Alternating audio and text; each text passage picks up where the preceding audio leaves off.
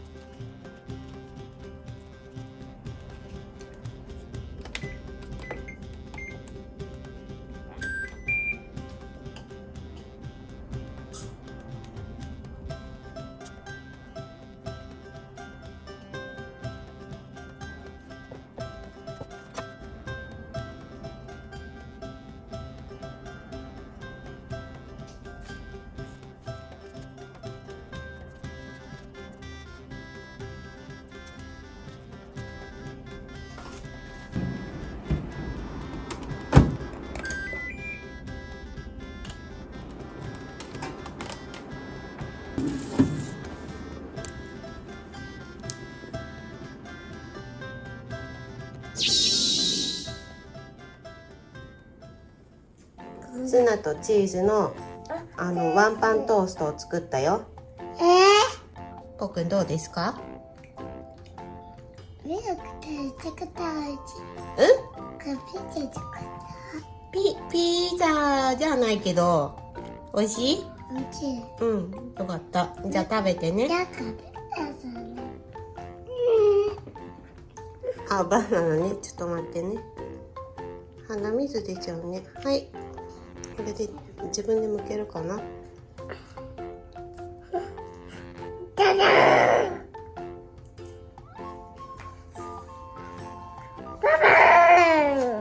チュッパちゃん、パンも食べてよ。自